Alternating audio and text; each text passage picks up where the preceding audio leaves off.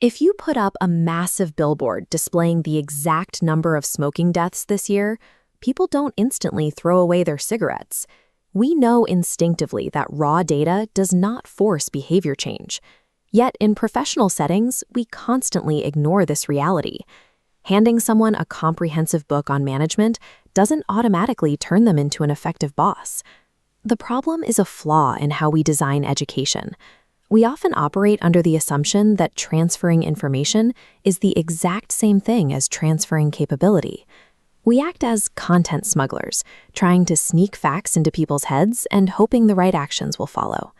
Look at the vast, empty space separating the novice on the left from the capable expert on the right. Education succeeds when it enables the learner to cross that divide and execute new behaviors in the real world. To bridge that distance, we have to stop force-feeding facts.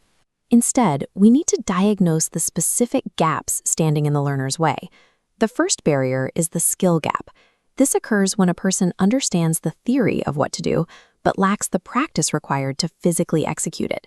To diagnose this, ask yourself one question. Is it reasonable to expect proficiency without practice? You wouldn't memorize a wilderness survival guide on your couch and then immediately step outside to attempt a grueling high-altitude hike through deep snow. You need physical conditioning on the trail. The treatment for a skill gap is repetition. The curriculum must force the learner to execute the action, allow them to fail safely, and provide immediate feedback to correct their form. When an action requires mental or physical conditioning, simply assigning reading materials guarantees failure. Sometimes a learner has the exact skills they need, but actively chooses not to apply them. If you ever hear the phrase, "I know but," you are looking at a motivation gap. This model represents the brain as a rational writer and an emotional elephant. A learner's willingness to act is dictated by this emotional brain, which controls attention and rejects any task it perceives as high friction. In a 2009 study, two groups were given identical physical tasks to complete, but the written instructions were different. One group received simple text, while the other got a stylized, difficult-to-read cursive font. That second group rated the physical task itself as significantly harder. The mental effort required to read the instructions bled into their perception of the work. This leads right into the habit gap. As we practice any task, our brains automate the routine to save energy. That efficiency is great until we are asked to change how we work. Adopting a new method requires a person to actively suppress those automated routines. This process of unlearning is mentally exhausting and causes a temporary drop in productivity.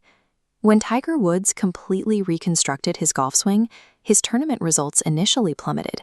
He had to fight the heavy gravity of his old muscle memory before the new, improved technique could take over.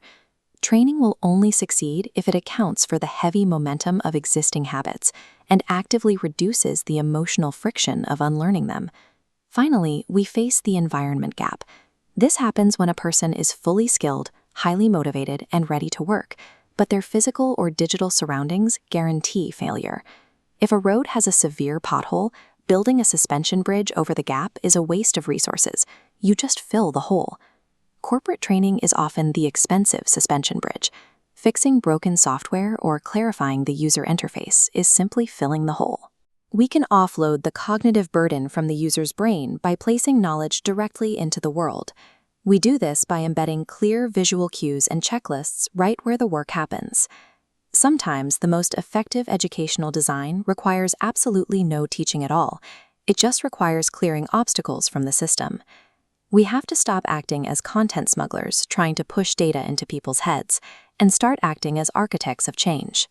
The old model relied on authority figures talking at passive students, hoping the right behaviors would naturally materialize. Excellent learning design provides a safe ecosystem where the user controls the pace.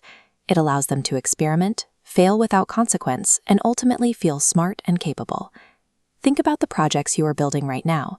How would your approach shift if you perfectly designed the environment and the practice space, making it virtually impossible for the learner to fail?